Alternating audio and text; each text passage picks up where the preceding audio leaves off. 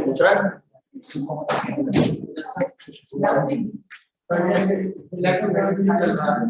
वो हमारा थोड़ा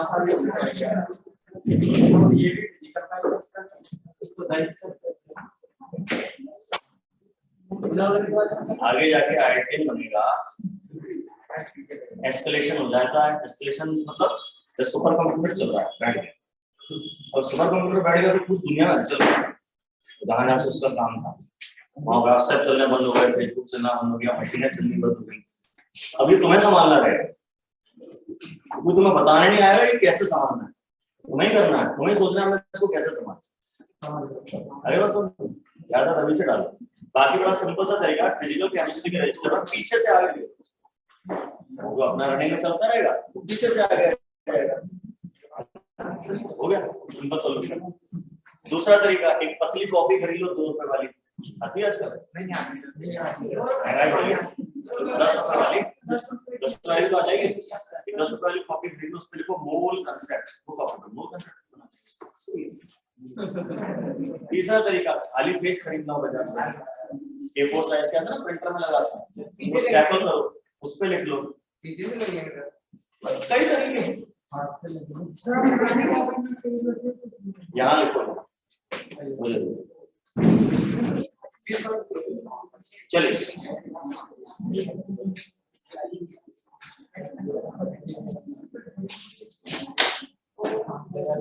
आ जाओ भाई। मोल कंसेप्ट क्या? मोल क्या भाई? केमिस्ट्री में, फिजिक्स में, मैथमेटिक्स में, बायोलॉजी में सब जगह मेजरमेंट तो होती है, नापने का काम छोटी चलता है। तो चीजों को कैसे नापें, कैसे मेजर करें, उसके लिए यूनिट्स हैं। अच्छा, जो मैं चीजें बोल रहा हूं, चीजों को कैसे नापें, अपन साइंस में वर्ड यूज करते हैं उनके लिए फिजिकल क्वांटिटीज।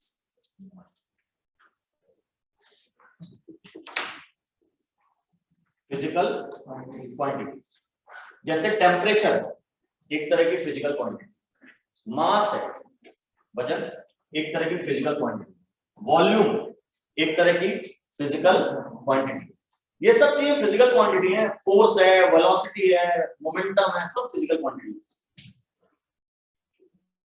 इनको भी जरूरी, तो इनको नापने के लिए कुछ यूनिट्स बना ली गई।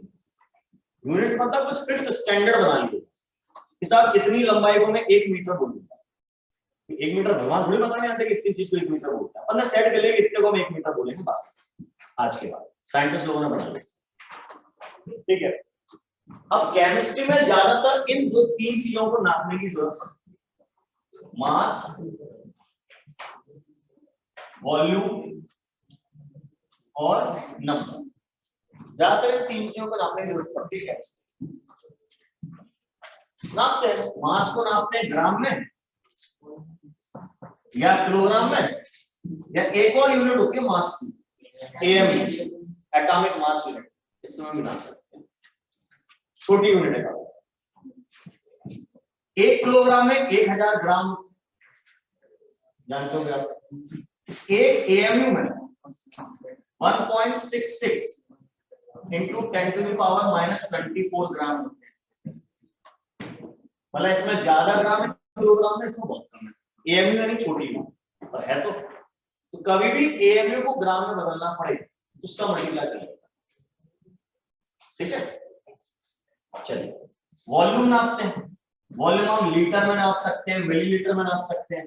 मिलीलीटर को सीसी भी कहते हैं, सीसी मतलब सेंटीमीटर क्यूबिक। ऐसे 1 लीटर को डेसीमीटर क्यूबिक भी कहते हैं। और भी यूनिट्स होती हैं जैसे मीटर क्यूबिक, 1 मीटर क्यूबिक में 1000 लीटर होते हैं। 3 यूनिट्स।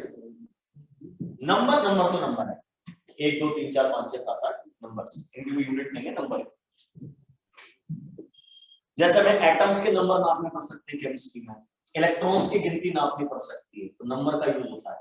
कितने लीटर गैस बनी रिएक्शन के दौरान, वॉल्यूम नापना पड़ गया। कितने ग्राम कंपाउंड बना, मास नापना पड़ गया। तो इन 3 चीजों की ज्यादातर जरूरत पड़ती है मेजरमेंट में केमिस्ट्री। अब साइंटिस्ट लोगों के दिमाग में बात आई, ये तीनों चीजें एक चीज को रिप्रेजेंट करती हैं, amount of substance, amount of substance. Mass से भी आप अमाउंट ही तो बताते, वॉल्यूम में भी आप क्या बता रहे हो, अमाउंट बता रहे हो, 3 लीटर 2 लीटर 5 लीटर, नंबर में भी 200 300 500 अमाउंट बता रहे हो। तो अमाउंट का मतलब अकेला मास नहीं बता रहे, अमाउंट का मतलब मास वॉल्यूम नंबर कुछ भी हो सकता। तो साइंटिस्ट लोगों को लगा कि एक काम किया जाए, ऐसी यूनिट बनाई जाए जिससे तीनों चीजों के बारे में एक साथ पता चले। जनरली ऐसा नहीं होता। मैंने कहा मेरे पास 50 मैंगोज हैं, आम, ये मैंने क्या बताया? अब इससे आप ये बता दोगे कि उन 50 आमों का वजन कितना? नहीं, कुछ नहीं, वैसे नहीं बता पा रहे। अच्छा, मास पता है तो आप नंबर नहीं बता सकते, वॉल्यूम पता है तो मास नहीं बता सकते, मास पता है तो वॉल्यूम नहीं बता सकते। तो इन्होंने कहा ऐसी यूनिट बताई जाए जिससे तीनों एक साथ मिल रही। तो अमाउंट ऑफ सब्सटेंस निकालने की यूनिट होती है। तो मोल क्या है? तो जैसे आप मीटर, किलोमीटर, ग्राम, किलोग्राम, सेकंड, ये सब यूनिट्स यूज करते हो ना, मोल भी भैया एक तरह की यूनिट ही है। न्यूटन किसकी यूनिट? Metre speed. ऐसी मोल किसकी यूनिट है? Amount of substance. इतनी सी बात है, अमाउंट ऑफ सब्सटेंस की यूनिट। ठीक है। हाइड्रोजन का क्या चीज? मास कह दो, एम में मास ले 1 एम। इसमें सिर्फ एक प्रोटॉन होता है, प्रोटॉन का मास 1.67 केजी, वो केजी होता है, ये ग्राम में। दूसरी चीज, हाइड्रोजन के एक एटम का मास 1 एम मिलता है, 1.008 एम मिलता है। थोड़ा अब ये एएमयू आता कहां से? एएमयू जो बात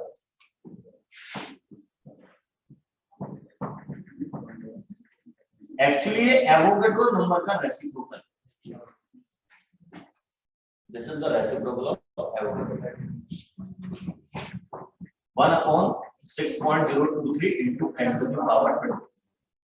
इसलिए एएमयू का एक और नाम होता है एवोग्राम। एवोगैड्रो नंबर को करने किसकी बदल दिया? ग्राम, एवोग्राम। यस का एक और नाम होता है डाल्टन। एएमयू का एक और नाम है डाल्टन, उसमें नहीं मिलेगा तो बता रहा हूं, बाई चांस कभी आ गया तो पता होना चाहिए, ठीक है ना। तो एवोग्राम, dalton, AMU, atomic mass unit. या इसको यू से दिखाते हैं, यू फॉर यूनिफाइड मास। एक ही चीज के कई सारे नाम, और ये एवोगैड्रो नंबर का क्या होता है? रेसिप्रोकल। इसे डिवाइड करोगे 10^23 ऊपर जाएगा, 10^-23 हो जाएगा, 1/6, 6.0 को 1/6 मान लो, तो 1/6 आता है लगभग 0.1666, 0.1666 into 10^23। साइंटिफिक नोटेशन में कोई डेसिमल लेकर जाएगा 1.66। देखो साहब, एएमयू की वैल्यू या एएमयू को उल्टा कर देता है, क्लियर? चलो, तो अपन मोल की बात कर रहे थे, तो एएमयू की बात अपन ऐसे पूछना है, मतलब मोल पढ़ना है।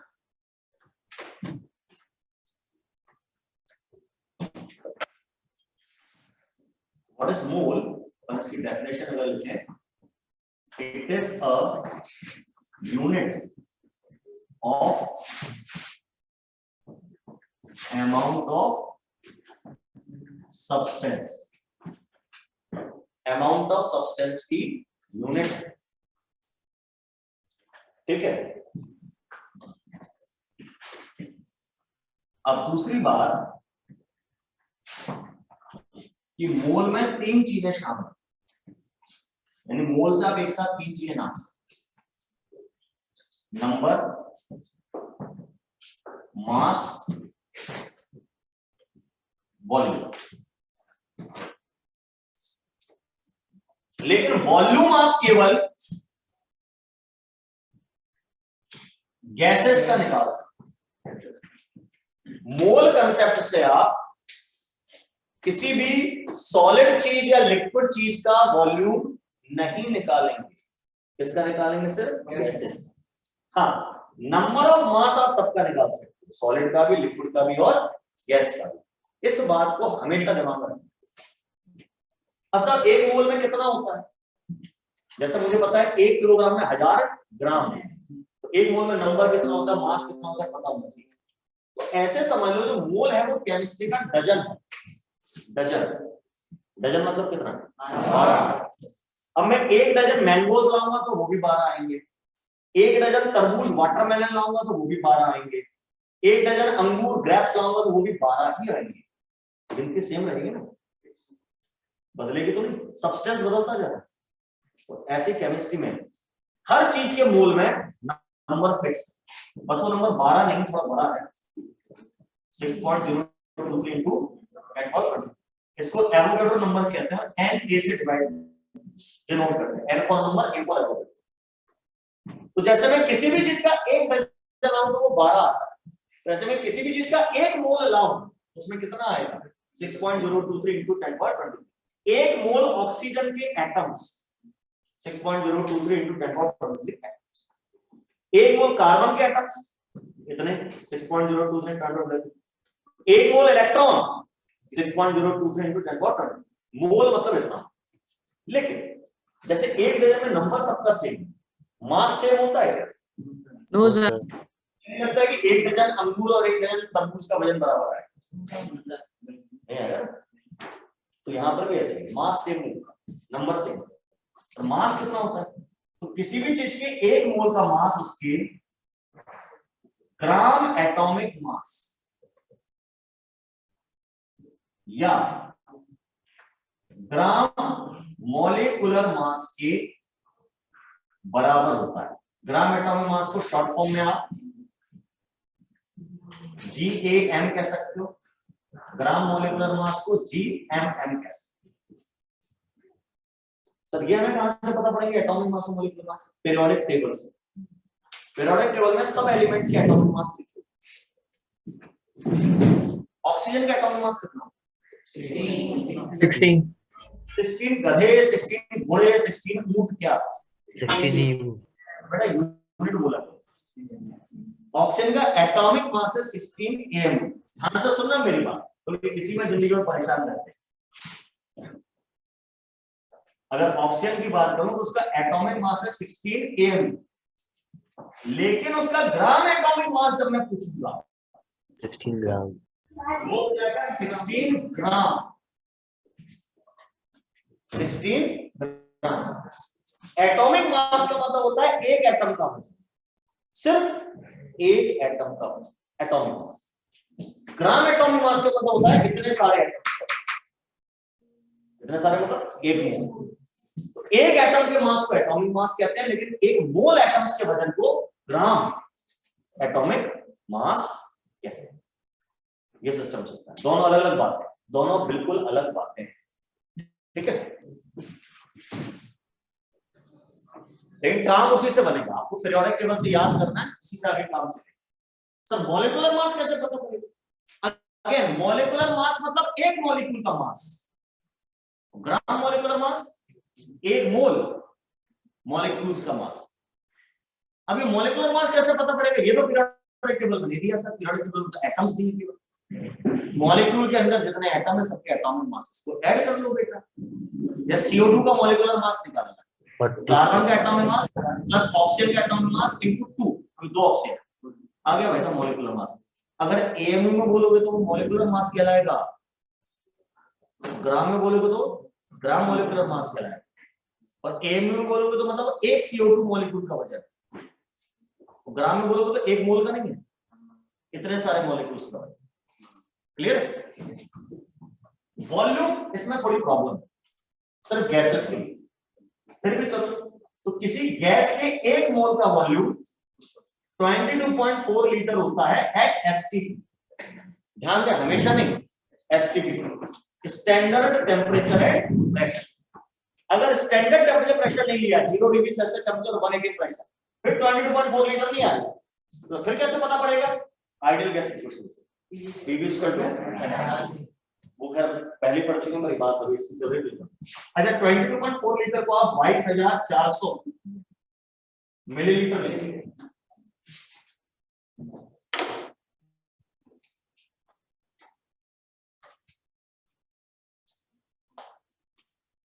तो साइड में जब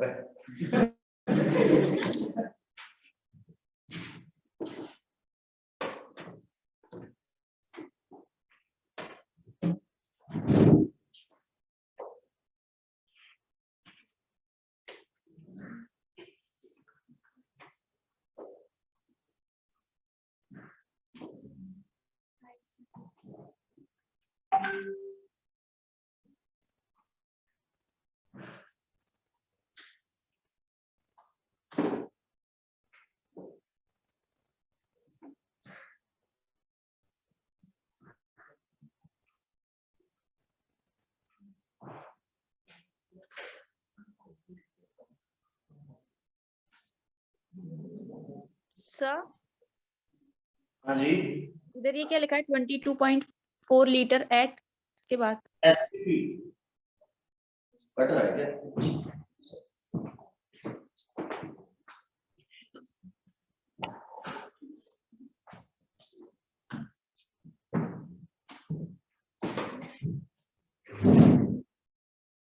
ठीक है, अब यहीं से क्या है कि आप मोल के 3 फार्मूले भी बना सकते।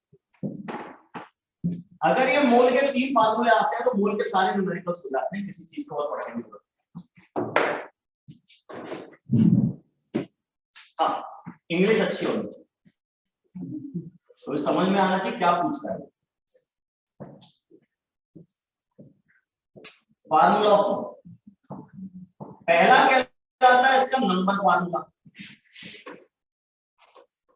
नंबर फार्मूला मतलब मोल को अपन स्मॉल एन से दिखाएंगे, कोई क्या स्मॉल एन मतलब मोल्स। इसका नंबर फार्मूला है given number divided by Avogadro number.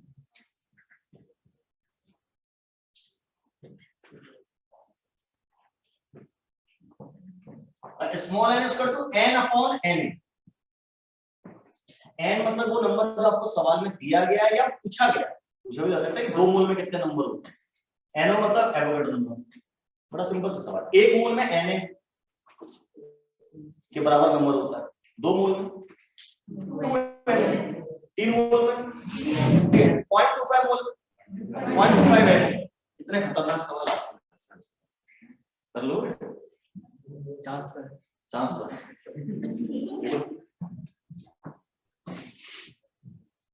दूसरा फार्मूला होता है मास फार्मूला।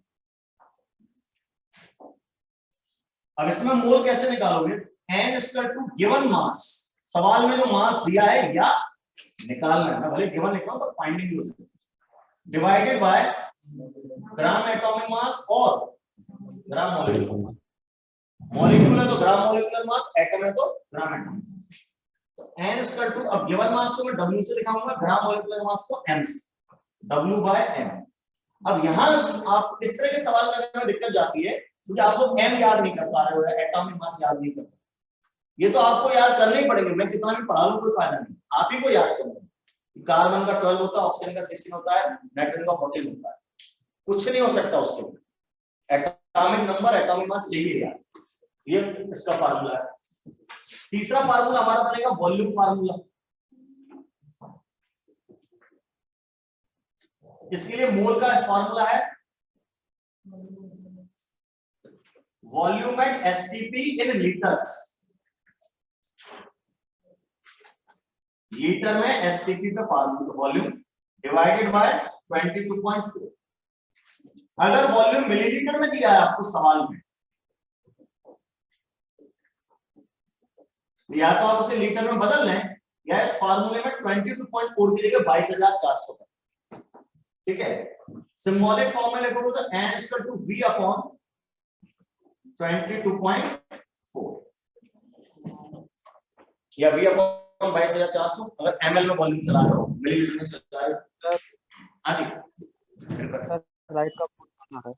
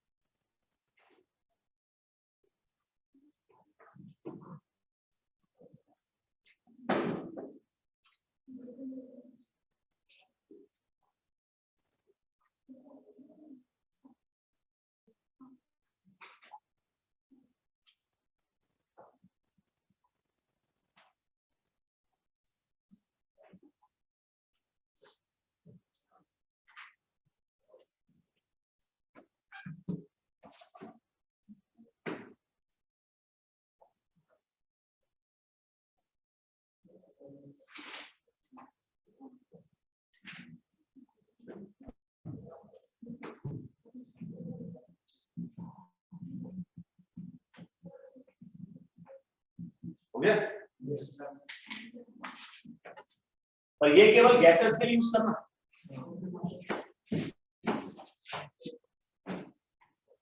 और कभी मत लगाना एक साथ। सॉलिड और लिक्विड का वॉल्यूम एसटीपी पर ऑलमोस्ट जीरो माना जाता है। जीरो होता नहीं, ऑलमोस्ट जीरो होता है ना, नेग्लिजिबल।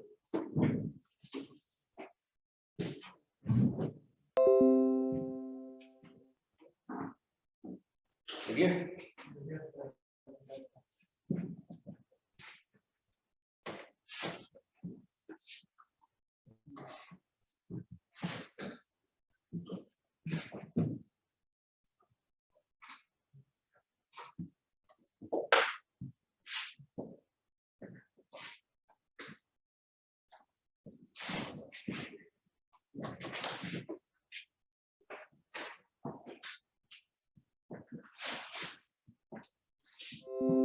क्वेश्चन करते हैं।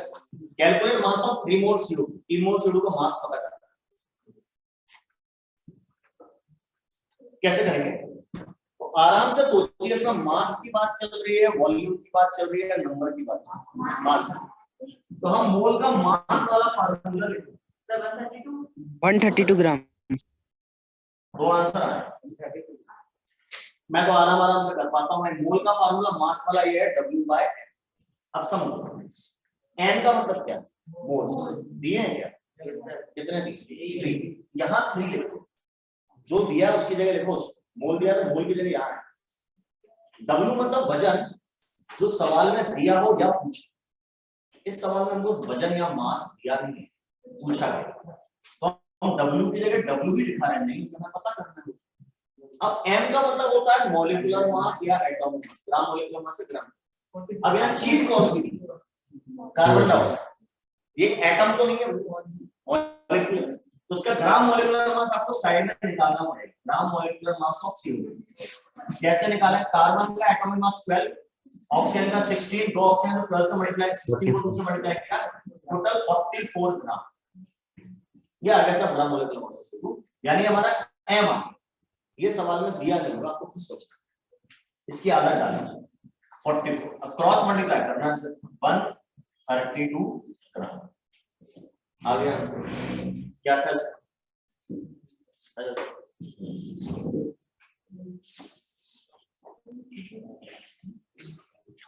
चलिए अगला सवाल देखिए।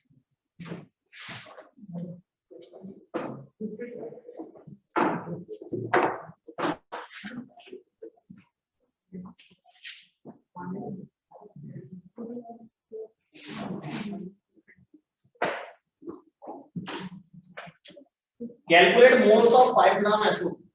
5 ग्राम SO2 के मोल पता करें। सल्फर डाइऑक्साइड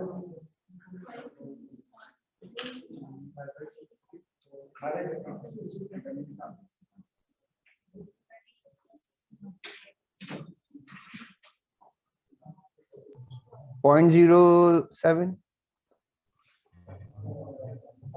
एक आंसर आया भाई। अगेन मोल का मास वाला फार्मूला लगाऊंगा मैं W का M, क्योंकि मास की बात चल रही, ग्राम में कुछ लिखा है, किलोग्राम में कुछ लिखा है। तो वेट यानी W 5 ग्राम दिया, ये सवाल में दिया होता है W होता है। मॉलिक्यूलर मास M, या आपको सोचना है अब SO2 का ग्राम मॉलिक्यूलर मास कैसे निकालो। सल्फर का 32, ऑक्सीजन का 16, दो ऑक्सीजन है, 16 2 32 प्लस 32 64। ये हमारा M आ गया। 1/12. M/64 आप 5/64 आपका आंसर आ गया। ये जो भी पॉइंट्स में आप लोग बता रहे हैं इस तरह से करें। अभी मैंने आपको दो सवाल कराया, एक में मोल दिया था, मास पूछा था, इसमें मास दिया, मोल पूछा।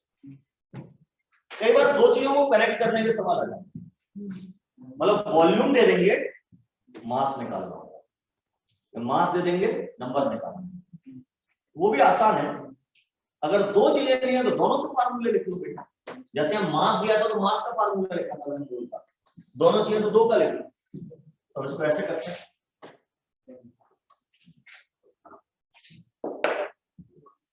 Calculate volume of 5 gram SO2 at STP। अब ये 5 ग्राम मतलब ये क्या दिया है, W, और वॉल्यूम मतलब क्या पूछा है, V। क्वेश्चन में ऐसे सिंबल बनाया करो, अंग्रेजी में लिखे शब्द को सिंबल में बदलना जरूरी है, तब न्यूमेरिकल होते हैं। और फार्मूला सिंबल्स में होता है। अब दो चीजें हो गई भाई साहब, एक वेट मास हो गया, एक वॉल्यूम। तो मैं मोल के दोनों फार्मूले याद करूंगा, V = 20, N = V/24, 22.4, और दूसरा होता है W/M। अब मुझसे क्या पूछा गया, क्या दिया है, W दिया गया, V पूछा गया। तो अगर आप ध्यान से देखें तो इन दोनों फार्मूले में लेफ्ट हैंड साइड सेम, तो राइट हैंड साइड भी सेम हो जाएगी। ऐसे में दोनों फार्मूलास को कंपेयर कर लो, V/22.4 = W/M।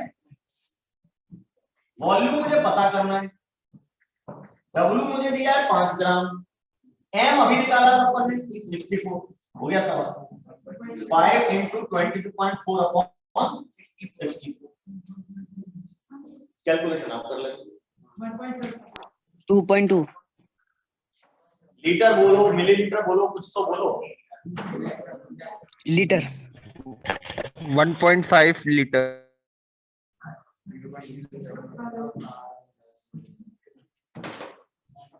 हो गया।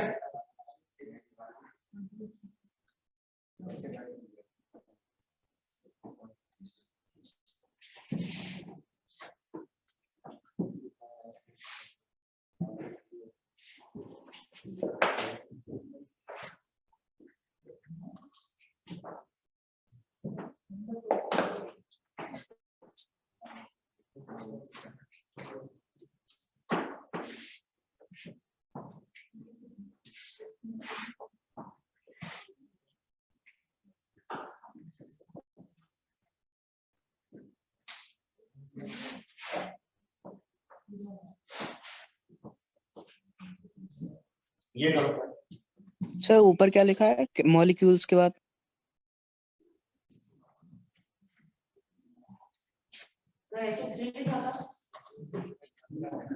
लाइट बंद करा है बस।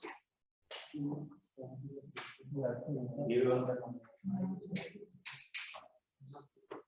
अभी दिख रहा है? Yes sir. Calculate number of molecules in 5.6 liter SO3 at STP।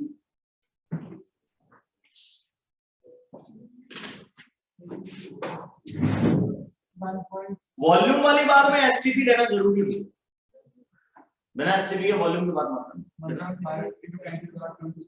1.5 एक आंसर आया देखिए।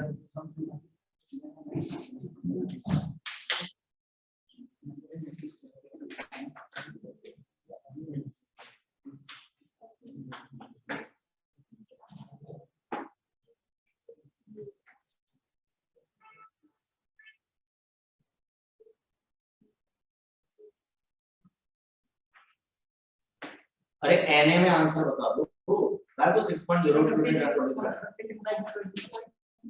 ऐसा। देखो अब दो चीजों की बात चल रही है, एक तो नंबर की बात चल रही है Na/4, एक वॉल्यूम की बात चल रही है बेटा। सिंबल बनाओ, सिंबल से न्यूमेरिकल होंगे। अब मोल का नंबर वाला फार्मूला होता है N/Na और मोल का वॉल्यूम वाला फार्मूला होता है V/22.4। दोनों को इक्वेट कर दिया मैंने, तो N/Na = V/22.4, वही लेफ्ट हैंड साइड से तो राइट हैंड साइड से कर दिया। अब N यानी नंबर तो मुझे चाहिए, वॉल्यूम रख दिया मैंने यहाँ पे 5.6 लीटर, ये कट के हो जाता है 1/4। अब Na ऊपर जाएगा, बिल्कुल सही बताया, Na/4 आंसर। अब Na की वैल्यू रख दो 6 × 10⁻23, न्यूमेरिकल करते टाइम 6 ले लिया करो, आंसर लगभग बराबर आएगा, डिवाइडेड बाय 4, यानी मित्र ने सही बताया था 1.5 × 10⁻23 कितने मॉलिक्यूल्स है इसके। अच्छा कुछ चीजें रट लो, जैसे 11.2 लीटर मतलब आधा मोल होता है। अरे अभी समझाया था ना, 22.4 लीटर बराबर 1 मोल होता है, तो 11.2 लीटर बराबर आधा मोल हो गया। अच्छा 1 मोल मतलब molecular mass, gram molecular mass, तो आधा मोल मतलब ग्राम मॉलिक्यूलर मास का आधा, यानी किसी चीज के 11.2 लीटर अगर आप लेते हो तो उसका वजन कितना आएगा, उसके ग्राम मॉलिक्यूलर मास का आधा। फटाक से सवाल कर रहे हो तो ऐसे मेथड से कर लो, और जल्दी कैसे, कुछ रटे होंगे। 5.6 लीटर का मतलब होता है चौथाई मोल, यानी कितना वजन आएगा उसका m/4। 2.8 लीटर 1/8 मोल, कितना वजन आएगा m/8, मॉलिक्यूलर मास का आधा। अब पेपर में सवाल आया कि 5.6 लीटर CO2 का वजन बताओ, क्या 5.6 लीटर CO2 का वजन बताओ, मास बताओ। 5.6 लीटर सुनते मेरे दिमाग में चलता है 1/4 मोल है, यानी इसका वजन m/4 आएगा, मॉलिक्यूलर मास का चौथाई। अब CO2 का मॉलिक्यूलर मास 44 होता है, 44 का 1/4 11, 11 आंसर आ गया, हवा में आंसर। तो कुछ इन चीजों की प्रैक्टिस करो, मेथड नहीं प्रैक्टिस के लिए, जल्दी करोगे सवाल, ठीक है। चलो बाकी मेथड तो बता ही दिया। अच्छा अब ध्यान से देखना, इसी क्वेश्चन में कुछ चेंज करो, ध्यान से देखना मैं क्या चेंज करूं।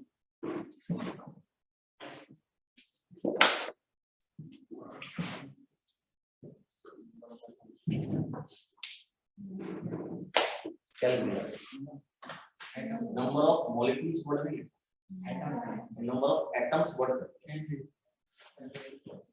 निकालना आपके नंबर सर, वो तो वही आएगा n = Na/4। Na ये मेरे निकले SO3 के मॉलिक्यूल्स। अगर कोई चीज मॉलिक्यूलर फॉर्म में है तो आप मोल कंसेप्ट से उसके मॉलिक्यूल ही निकाल पाओगे, एटम नहीं निकाल सकते। अब तो सर आपने एटम पूछ लिया, अब आप ये देख लो बेटा कि इसके एक मॉलिक्यूल में कितने एटम। नंबर ऑफ एटम्स कैसे निकाल लेना, वेरी सिंपल, आपने तो नंबर ऑफ मॉलिक्यूल्स निकाल लिए ना, नंबर ऑफ मॉलिक्यूल्स जो निकाल लिए उसमें मल्टीप्लाई कर दो number of atoms in one molecule का। एक मॉलिक्यूल में कितने एटम होते हैं उसको मल्टीप्लाई कर। अब मैंने नंबर ऑफ मॉलिक्यूल कितने निकाले बेटा, Na/4, और इसके एक मॉलिक्यूल में कितने एटम है, 4। अब दिख नहीं रहा क्या, 3 ऑक्सीजन 1 सल्फर, 4, 4 से 4 कैंसिल, n, ये हो गया आंसर। एटम पूछो तो ये करना।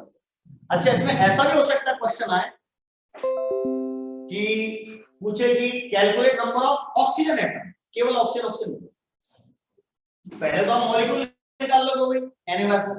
अब ये Na/4 में मल्टीप्लाई 4 का नहीं करोगे, ठीक है करो, एक मॉलिक्यूल में 3 ऑक्सीजन, सल्फर अकेला पूछेगा तो 1 कर दो, Na/4 ही आ जाएगा, और ऑक्सीजन कितने आ जाएंगे, 3 Na/4, दोनों को जोड़ोगे तो Na आ गया टोटल सारे एटम्स। ये कोई केमिस्ट्री नहीं है, सामान्य ज्ञान, जनरल नॉलेज, ठीक है ना, सिंपल सी बात।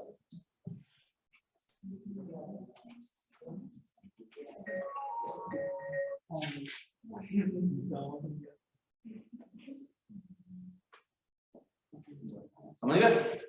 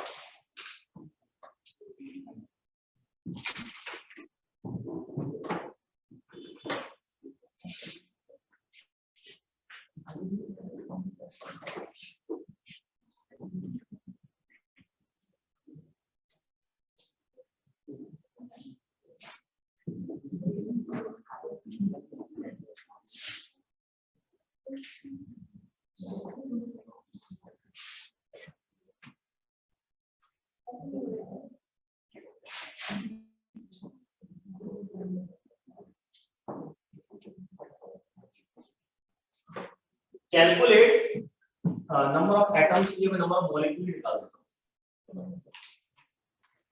Calculate number of molecules in a drop of water having 2 millilitre volume and ST. ST पे नहीं दिया तो भैया सारे सवाल पी स्क्वायर के एनआरटी से होते हैं।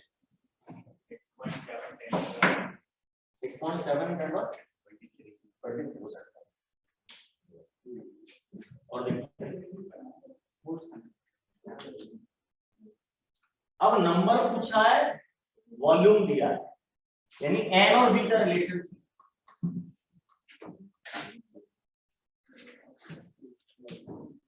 Na by 11.2 Na/11.2 हो सकता है। बेटा वॉल्यूम की यूनिट देख ले, लीटर है कि मिलीलीटर है? सॉरी सर 11,200 Na/11,200 देखते हैं।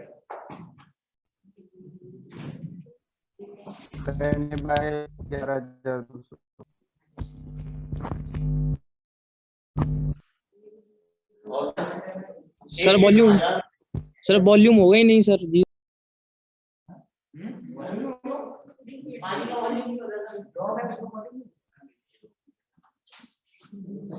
अगर आप इसको इस तरीके से कर रहे हो n/n = v/22,400 तो क्या ml में दिया है, ये तरीका कर। पानी की बूंद बोली है, पानी की बूंद यानी लिक्विड। मैंने कहा था ये कंसेप्ट वॉल्यूम वाली केवल गैस के लिए। इस सवाल को आप इससे कर ही नहीं सकते। अबे पीवी स्क्वायर का एनआरटी भी गैस के लिए समझा ना, right? Ideal gas equation, ideal liquid equation थोड़ी है। कुछ तो सोचा करो, तुम लोग क्या बोल रहे हो? ये वॉल्यूम से होगा ही नहीं। समझिए, अब समझिए, आवाज बंद करो। अब मोल में 3 चीजें होती हैं, पर चूंकि लिक्विड की बात कर रहा हूं तो 2 चीजें रहेंगी। कौन सी 2 चीजें? Number of weight. अब आप इससे नहीं कर सकते, आप इससे कर सकते हो। n/n = w/n। अब प्रॉब्लम है कि मॉलिक्यूलर मास तो मुझे पता है पानी का 18 होता है, वेट नहीं पता, वो नहीं दिया सवाल। तो यहाँ वेट निकालो, तो कैसे निकालना है? डेंसिटी। सॉलिड या लिक्विड के लिए आपको वेट को वॉल्यूम में और वॉल्यूम को वेट में बदलना, तो ये डेंसिटी। तो पानी का वॉल्यूम दिया 2 ml, वेट मुझे चाहिए, अब फिर फंस गया बेटा, डेंसिटी नहीं पता। तो एग्जामिनर उम्मीद करता है कि पानी की डेंसिटी तो बच्चे ने 5वीं क्लास में पढ़ ली थी, याद होगी, 1 ग्राम पर ml। पानी की डेंसिटी 1 ग्राम पर मिलीलीटर, 1 ग्राम पर सीसी। ml से ml कट गया, 2 इधर आके मल्टीप्लाई कर जाएगा, तो 2 ग्राम मेरा वजन है। तो उस पानी के बूंद का वजन कितना है? 2 ग्राम। केवल पानी के मामले में डेंसिटी 1 होती है, और अलग कोई और चीज दी होगी तो उसकी डेंसिटी दी होगी सवाल। पानी की देगा नहीं, उम्मीद करता है कि आपको याद है। तो पानी के मामले में ऐसे रख लो, 1 मिलीलीटर मतलब 1 ग्राम, 100 मिलीलीटर मतलब 100 ग्राम, 1000 मिलीलीटर मतलब 1000 ग्राम। जितने मिलीलीटर उतने ग्राम होता है पानी, या जितने ग्राम उतने मिलीलीटर। बाकी चीजें नहीं होती। आपके घरों में कुकिंग ऑयल तेल आता होगा, रिफाइंड ऑयल पैकेट, अगर पैकेट आता है तो उसको देखें, उस पर 1 लीटर लिखा रहता है, छोटा छोटा लिखा रहता है 0.927 किलोग्राम, यानी वो 1 लीटर पूरा 1 किलोग्राम नहीं, 927 ग्राम है, और उसमें डेंसिटी 1 लीटर। पानी के मामले में ऐसा नहीं, ठीक है? तो ये W हमारा आ गया 2/18 यानी 1/9। आंसर आ गया Na/9। तो Na आप रख दो उसको।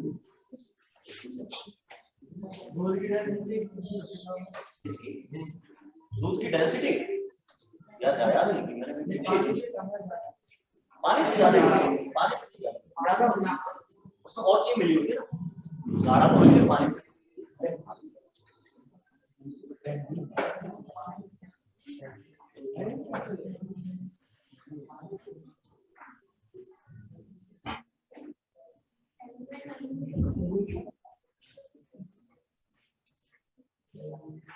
अच्छा, इसी सवाल में मैं नंबर ऑफ एटम्स पूछ लेता, ये नंबर ऑफ मॉलिक्यूल लिख ले Na/9, नंबर ऑफ एटम निकालेंगे इसमें 3 का मल्टीप्लाई करेंगे, क्योंकि एक मॉलिक्यूल में 3 एटम H2O।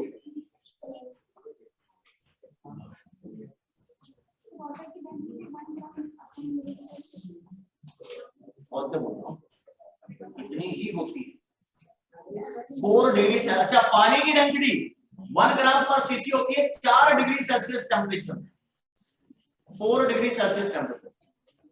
सर तो टेम्परेचर बदलने से बदल जाती है क्या? हाँ बेटा, हर चीज की बदल जाती है, पानी की हर चीज की, पर अपन जनरली हर टाइम नहीं लेके सकते 1 ग्राम पर टेम्परेचर दिया हो चाहे नहीं दिया। आइस की डेंसिटी पानी से कम होती है, इसलिए आइस पानी के ऊपर फ्लोट करता है।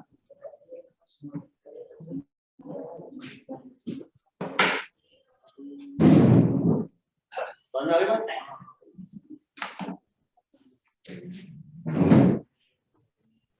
ये हमारी मोल हो गया। की बात, लेकिन इस चैप्टर में खाली मोल नहीं, बहुत सारी चीज इस चैप्टर में। मोल बेसिकली 3 पार्ट, एक तो मोल जो अपन चर्चा कर ही रहे, दूसरी चीज है इसमें स्टोइकियोमेट्री, सबसे इंपॉर्टेंट स्टोइकियोमेट्री, और तीसरी चीज है रेडॉक्स रिएक्शन। रिडक्शन क्या होता है, ऑक्सीडेशन क्या होता है, उन सब की बात है। रेडॉक्स रिएक्शन को बैलेंस करना, उसकी मेथड्स होती हैं, और उनको बैलेंस करना जरूरी होता है इलेक्ट्रोकेमिस्ट्री पढ़ने के लिए और काइनेटिक्स पढ़ने और इक्विलिब्रियम पढ़ने के, 3 चैप्टर। उनको अगर उन्हें बैलेंस करना नहीं आता है तो तीनों में आप परेशान हैं। यूडियोमेट्री, यूडियोमेट्री होती है EUDIO, यूडियोमेट्री आपने पढ़ी है ना, रियल गैस में, आइडियल गैस को पढ़ी।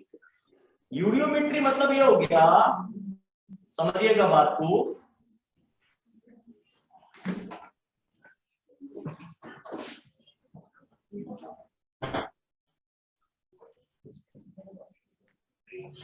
यूडियोमेट्री मतलब ये मोल कंसेप्ट के काम है। मोल कंसेप्ट और स्टोइकियोमेट्री को मिला दिया और उसको एक्सपेरिमेंट्स में यूज करते हैं, वो यूडियोमेट्री का। इसमें कुछ नहीं करना होता, बस इतना अंदाजा लगाना होता है कि कौन सी गैस किसमें घुलती है, उससे उसका वॉल्यूम पता चलता है। जैसे मैंने किसी सब्सटेंस को जलाया, उसको जलाने से कार्बन डाइऑक्साइड बनी, पानी बना, ऑक्सीजन बनी, नाइट्रोजन बनी, 3-4 गैसें, सबका वॉल्यूम मिला के 600 ml, 600 मिली। अब मुझे पता करना है इसमें CO2 कितनी, तो मैं चारों के मिक्सचर को KOH में से गुजारता हूं, एक्वस KOH, पोटेशियम हाइड्रोक्साइड, बात तो बदल रखिए, एक्वस KOH। एक्वस KOH की टेंडेंसी होती है कि वो CO2 को सोख लेता है और किसी को नहीं, सिर्फ CO2। अब कितना वॉल्यूम बताया था हमने, 600 ml।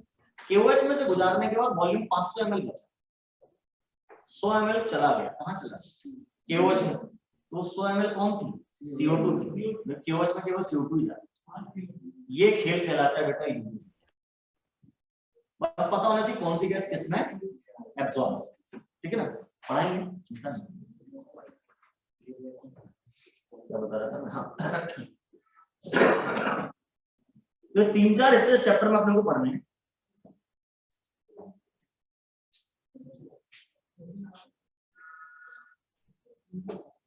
अब कुछ बेसिक बातें भी, जैसे एटॉमिक मास और ग्राम एटॉमिक मास में क्या अंतर होता है, समझ में आ गया। एक एटम का वजन एटॉमिक मास, एक मोल का gram atomic mass.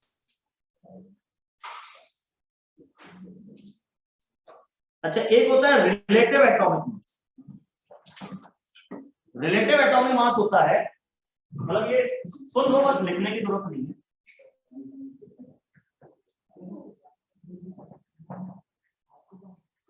Relative atomic mass मतलब mass of one atom of any element divided by mass of 1/12 part of C12 atom. Carbon के एक एटम के 1/12 हिस्से से किसी एलिमेंट का एक एटम कितने गुना भारी है, कितने टाइम्स हेवियर है, उसे कहते हैं रिलेटिव एटॉमिक। अब ध्यान से सुनो, अभी अपन जो एटॉमिक मास बात कर रहे थे, ग्राम एटॉमिक मास बात कर रहे थे और रिलेटिव एटॉमिक मास बात कर रहा हूँ, तीनों की वैल्यू अलग नहीं है, वैल्यू तीनों की सेम है।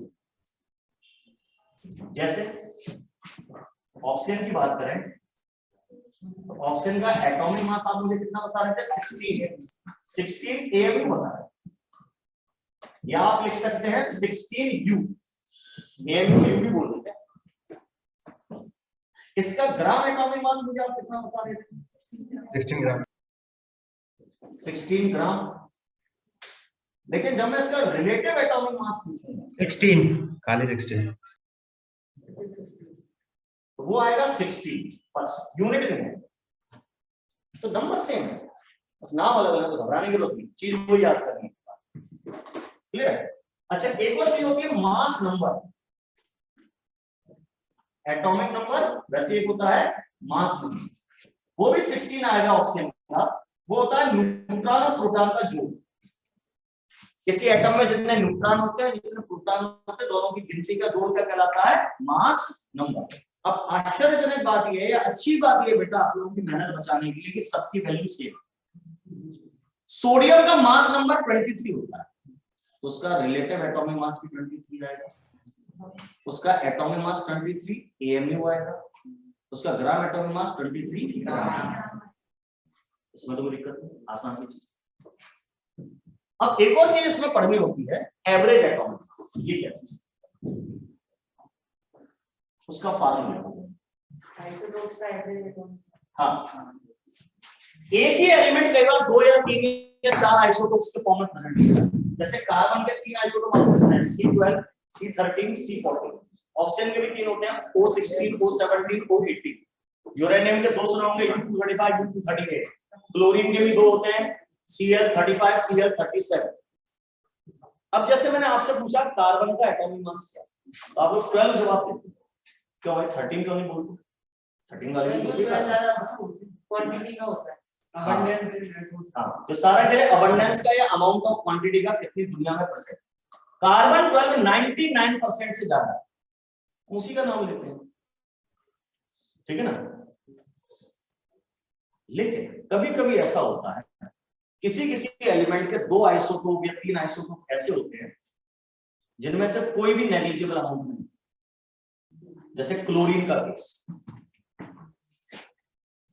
क्लोरीन 2 तरह की होती है, एक 35 AMU वाली, एक 37 AMU वाली। इसका सिंबल ऐसे लिखोगे 17Al37, इसका Cl35। सिंबल ऐसे लिखते हैं, मास ऊपर नंबर नीचे। ये वाला क्लोरीन दुनिया में 75% और ये वाला केवल 25%, यानी इनमें 3:1 का रेशो है। अब तुम 25 का तो नेग्लिजिबल नहीं मास। अब जैसे आप पूछो क्लोरीन का एटॉमिक मास बोल कितना है, तो आप बोलोगे 35, ज्यादा तो वो है ना, गलत बात। 25 को छोड़ दो, कार्बन 99% से ज्यादा था 12 पर, इसलिए अपन ने 13-14 को छोड़ दिया, यहां नहीं छोड़ सकते। तो ऐसे केस में हम निकालते हैं एवरेज। तो जो 35.5 आप याद करते हो ना क्लोरीन का एटॉमिक मास, गलत है, होते नहीं है दुनिया में कोई क्लोरीन 35.5 की नहीं, या तो 35 की होती है या 37। आप उसका एवरेज याद, इसको बोलते हैं एवरेज एटॉमिक मास।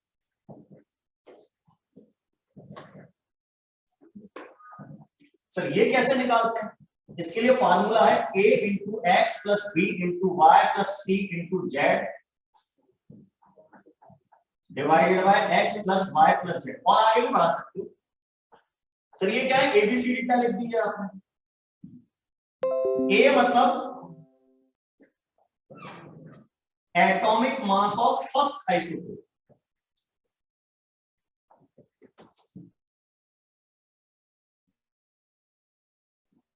तो B का मतलब है एटॉमिक मास ऑफ, C का मतलब है atomic mass of third isotope.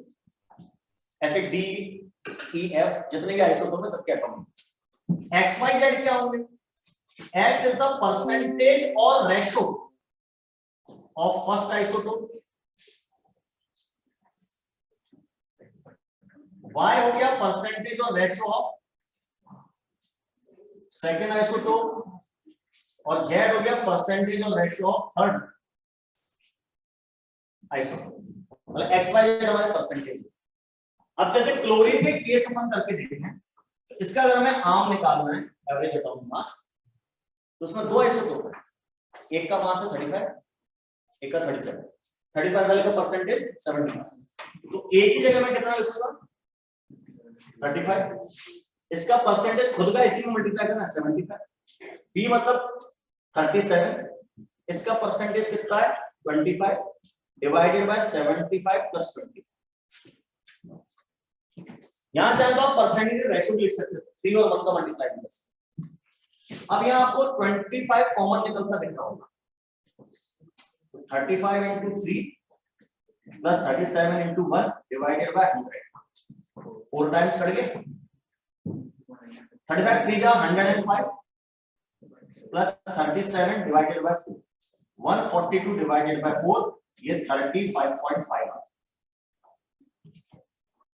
ऐसे इस वजह से फ्लूइड का एटॉमिक मास 35.5। तो किसी भी एलिमेंट का एटॉमिक मास अगर आप पॉइंट्स में याद कर रहे हो, डेसिमल में याद कर रहे हो, फ्रैक्शन में याद कर रहे हो, तो समझ जाओ इसका कारण ये है कि उसके कोई ना कोई आइसोटोप ऐसे हैं जो गड़बड़ कर रहे हैं। तो फ्रैक्शंस में एटॉमिक मास आमतौर पर नहीं होते, केवल तभी होते हैं जब आप उन एलिमेंट्स के आइसोटोप को कंसीडर करते हैं, अदरवाइज ये फार्मूला लिख सकते हैं, एग्जांपल लिख सकते हैं। इसमें दो तरह के क्वेश्चन आते हैं, एक तो जैसा मैंने करके दिखा दिया परसेंटेज और एटॉमिक मास देके एवरेज पूछते हैं, दूसरा एवरेज एटॉमिक मास दे देते परसेंट निकालना। उसमें एक का परसेंट बेटा x मान लेना, गणित करना सिखा रहा हूं, दूसरे का परसेंटेज y मत मानना, 100 माइनस x जल्दी होता है, y मान के भी कर सकते हो तो टाइम लगेगा।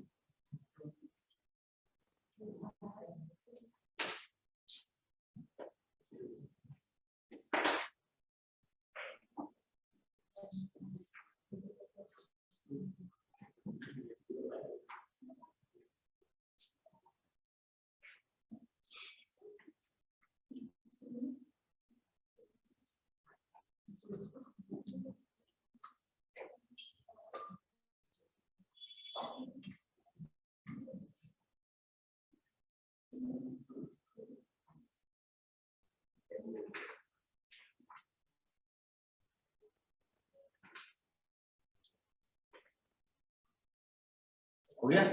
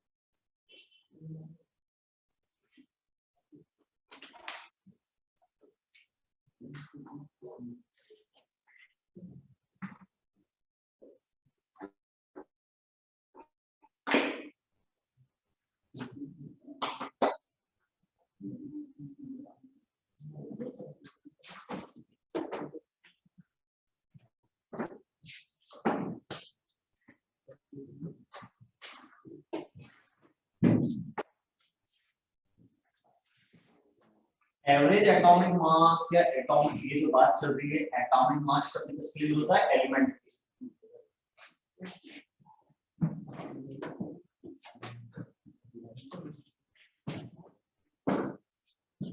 कई बार एवरेज मॉलिक्यूलर मास की बात होती है। अब इस एवरेज मॉलिक्यूलर मास की जरूरत आपको पड़ेगी गैसेस स्टेट चैप्टर में डिफ्यूजन के क्वेश्चन करते टाइम। एवरेज मॉलिक्यूलर मास और केमिकल काइनेटिक्स में 12th क्लास का चैप्टर, उसमें आपको एवरेज मॉलिक्यूलर मास अक्सर। इक्विलिब्रियम एक चैप्टर क्लास 11 में होता है, आने के उसमें भी एवरेज मॉलिक्यूलर मास की जरूरत पड़ती है। एवरेज मॉलिक्यूलर मास वर्ड तब यूज किया जाता है जब 2 या 3 गैसेस आपस में मिक्स होते हैं। इस कमरे में कौन सी गैस है? सारी गैस। मेजरली 2 मान लें, नाइट्रोजन ऑक्सीजन। अब मैंने आपसे अगर पूछा इस कमरे में जो एयर है उस एयर का मॉलिक्यूलर मास, तो एयर कोई एलिमेंट तो है ना, कोई कंपाउंड है, वो तो मिक्सचर। तो आप एयर का मॉलिक्यूलर मास नहीं बता सकते।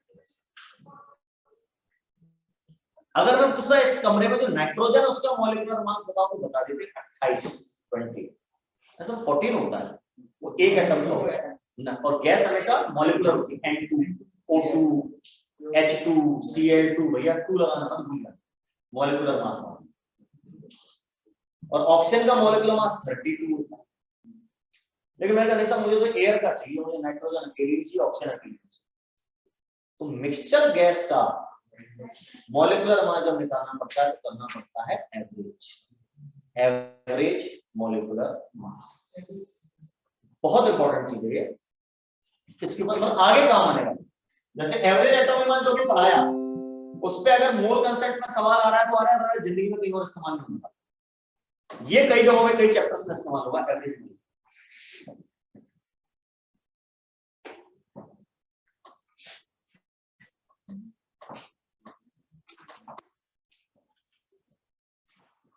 That is calculated for gaseous mixtures. किसके लिए कैलकुलेट होता है ये? गैसियस मिक्सचर्स के लिए। बड़ा सिंपल सा फार्मूला है इसका भी, MAVG, AVG for average, equal to N1 into M1 plus N2 into M2 plus N3 into M3 plus dash dash dash dash divided by N1 plus N2 plus N3 dash dash.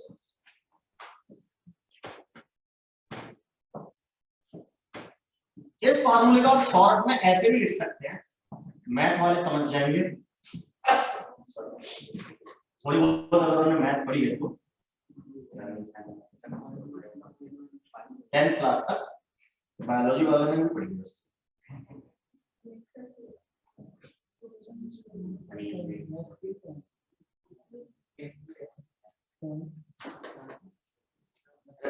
General बात समझ गए? Summation NI/MI और I की value 1 से लेके N तक कुछ भी हो सकता है, डिवाइड बाय समेशन NI। ये है क्या चीज?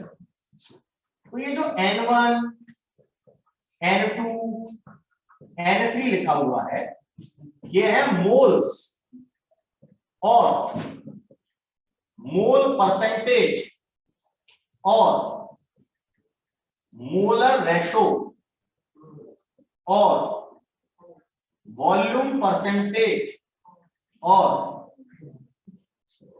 Volume ratios of gases.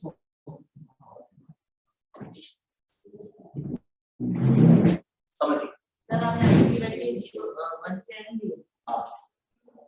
आई की वैल्यू 1 से है। भैया समझ लो इस बात को, इसमें गलती करते हो उसमें समझ लो ध्यान से। N1 का मतलब पहली गैस, मिक्सचर में जो 2 3 4 5 10 50 हजार जितनी भी गैसेस हैं उनमें से पहली गैस। N1 का मतलब पहली गैस का मोल, मोलों की गिनती, 2 मोल है कि 3 मोल है कि 5 मोल। पेपर में सुनो, या तो मोल दिए होंगे या हो सकता है मोल परसेंटेज दिया। पहली नाइट्रोजन 50% है, ऑक्सीजन 10% ऐसा, लेकिन वो परसेंटेज किसका होना चाहिए? मोल्स का या वॉल्यूम का। तो मोल की जगह वॉल्यूम यूज कर सकते हैं, हाँ, क्योंकि मोल और वॉल्यूम डायरेक्टली प्रोपोर्शनल है। गैसियस स्टेट में पढ़ा था Avogadro's law, mole and volume are directly proportional. तो मोल्स का रेशो ले सकते हो, वॉल्यूम का रेशो ले सकते हो, मोल का परसेंटेज ले सकते हो, वॉल्यूम का परसेंटेज ले सकते हो। मास का परसेंटेज गलती से भी मत लिख देना इस फार्मूले में। नंबर का परसेंटेज ले सकते हो, नंबर का रेशो ले सकते हो, किसका नहीं ले सकते? मास। क्योंकि मोल वॉल्यूम के प्रोपोर्शनल होता है, नंबर भी वॉल्यूम मोल के प्रोपोर्शनल होता है, मास नहीं होता। तो अगर सुनना मेरी बात को ध्यान से, क्वेश्चन की लैंग्वेज इंग्लिश में हमेशा ध्यान देना। क्वेश्चन में बोला गया कि इस कमरे में 80% नाइट्रोजन है और 20% ऑक्सीजन है by volume. This container is containing 80% nitrogen and 20% oxygen by volume. तो आप N1 की जगह 80 और N2 की जगह 20 लिख सकते। लेकिन उसने बोला this container is having 80% nitrogen and 20% oxygen by mass.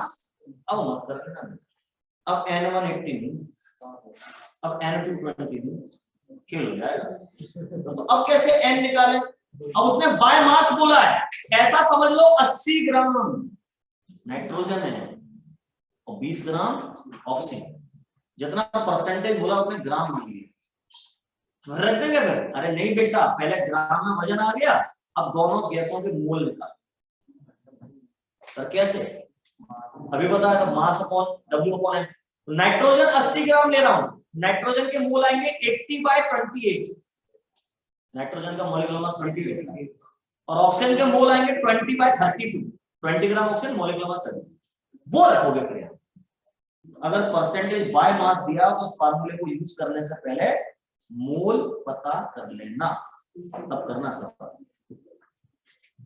M1 M2 में कोई दिक्कत नहीं। M1 M2 M3 ये क्या है? Molecular masses.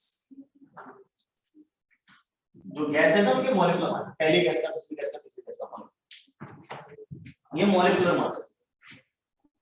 देखो तो सवाल कैसा आता है वो भी देखते हैं।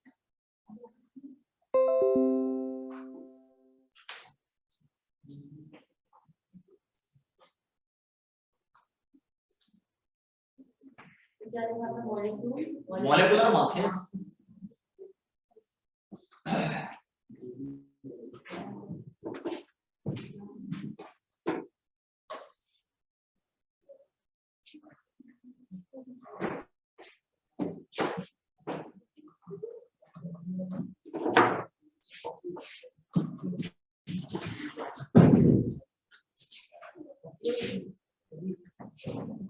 Calculate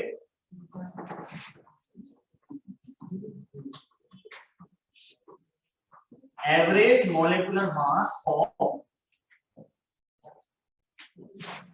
mixture of N2 and O2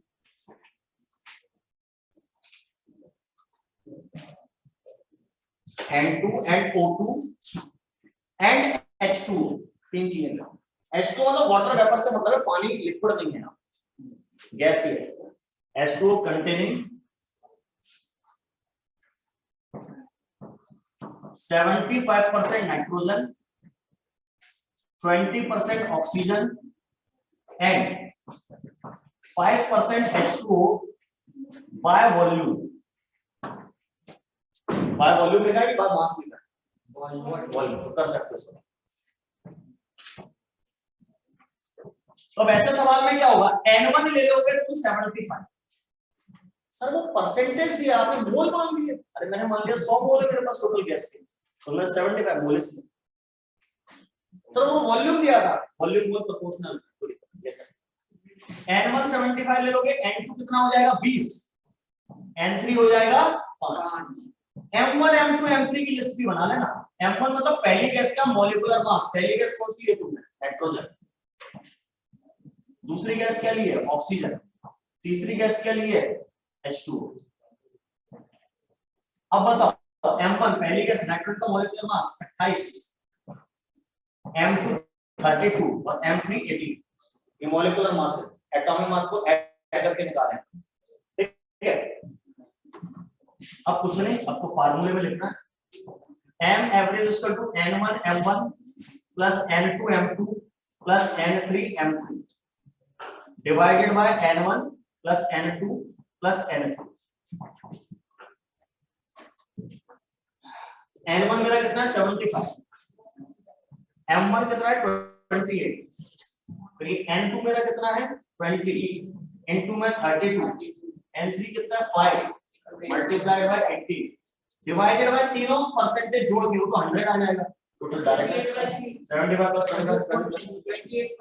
28.3। और जितना भी आ रहा है, एक आंसर आया है 28.3। आप अपना चेक कर लेना, कैलकुलेशन वापस क्या है, नहीं कर पाओगे, आसान है।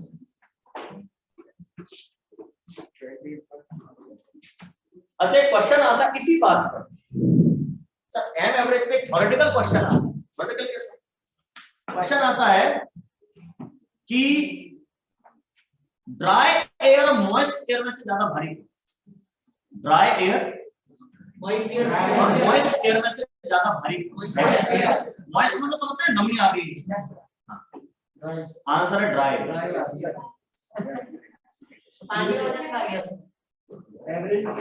इसलिए मैंने कहा था मेरी बात ध्यान से कान खोल के सुनो।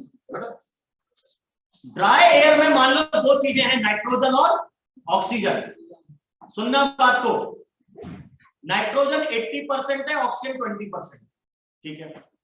अब मॉइस्ट एयर ले आए, यानी आपने उसमें नमी भी डाल दी, नमी डाल दी तो परसेंटेज 100 से ऊपर तो जाएगा नहीं बेटा। तो मान लो ये वाला केस हो, नाइट्रोजन 75% रहेगी, ऑक्सीजन 20% और बाकी नमी मॉइस्चर आ गई 5%। तो आपने क्या किया, एक वजनदार चीज को हटा के हल्की चीज डाल, आपने 28 मोलिकुलर मास वाले मॉलिक्यूल्स हटा के उनकी जगह कुछ 18 मोलिकुलर मास वाले मॉलिक्यूल डाले। मतलब तराजू में वजन करते ना, तरबूज चढ़े हुए हैं 10, आम चढ़े हुए हैं 20, ठीक है। फिर आपने क्या किया, कुछ तरबूज हटा के लिए अंगूर डाल दिए, तो टोटल वेट कम हो जाएगा ना, बढ़ जाएगा। ये किया आपने, तरबूज हटा के अंगूर डाल दिए, 28 वजन वाले मॉलिक्यूल हटा के कितने वजन वाले डाल दिए, 18।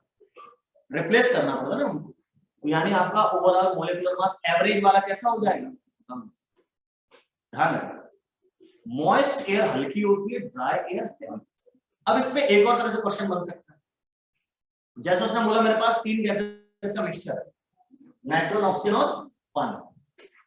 इसमें मैंने थोड़ी सी नाइट्रोजन हटा के उसकी जगह सल्फर डाइऑक्साइड डाल, अब वजन बढ़ेगा एवरेज या नहीं, या कम हो जाएगा। तो अब नाइट्रोजन का मॉलिक्यूलर मास वो कितना 28, और SO2 का भी देख रहे थे ना 64 था, है ना, अभी कुछ सवाल में देखा था। तो आपने हल्की चीज को हटा के भारी चीज डाली, एवरेज भी बढ़ जाएगा। भारी चीज हटा के हल्की डालते तो एवरेज कम हो जाता। ये थ्योरेटिकल क्वेश्चन है, क्लियर है। तो आज के लिए इतने हैं, अगली क्लास में अपन पढ़ेंगे empirical formula, molecular formula, percentage calculate करना सवाल में, that is also very important. Thank you. अपन लोगों की शीट डिस्कशन है बेटा,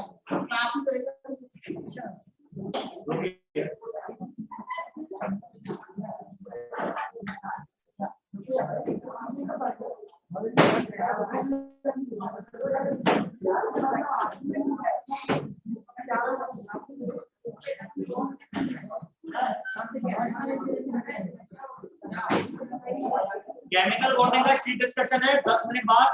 इस लिंक को मैं बंद कर रहा हूं, दूसरा लिंक जो आपको भेजा गया उससे कनेक्ट होइएगा।